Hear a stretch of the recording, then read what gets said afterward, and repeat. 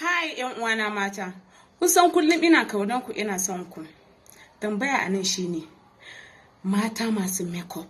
I'm not against people that they are doing makeup or I'm just trying to advise you guys. For how long will you be doing makeup on your face every day? Powder, foundation, ga kinan fuskan ki cike da pimples baki gyara ba. Ku garzaya ku zo gurin Sadiya Haruna wato ni mai magana.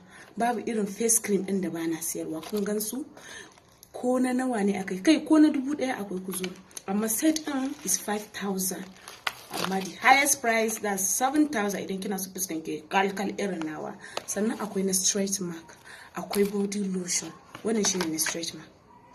Sannan akwai shower gel na wanka kenan. Mata ku gyara jikinku, ku gyara jikinku. In ki samu sabulu mai kyau, mai mai kyau, mun fuska mai kyau, yafi wannan uban makeup din da kuke laftawa. Ba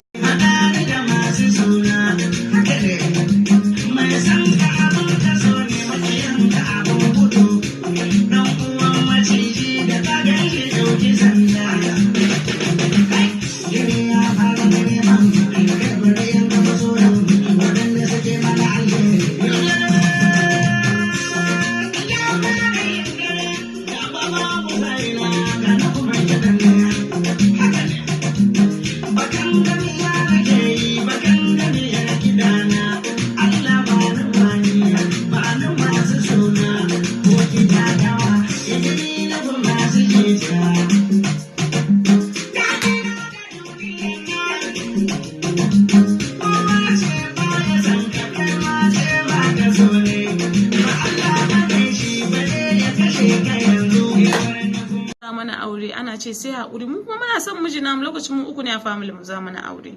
Irin I so much love my husband, but kowa in yazo zai ce oh Sadiya sai haƙuri. I was like what is happening? Ina son mutum, za mu je a raya sunna a ji daɗi, kuma ana ce min sai haƙuri. I forget about those people, jare. They are just this their culture thing, they want to use it for me. Anyway, let it be like that.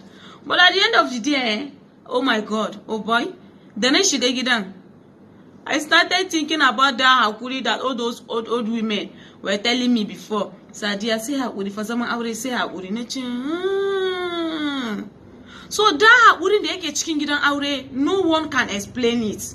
Saboda yin aure yana da kalubale iri-iri a cikinta. So you can't start marrying someone that she don't love you, and you are aware that that woman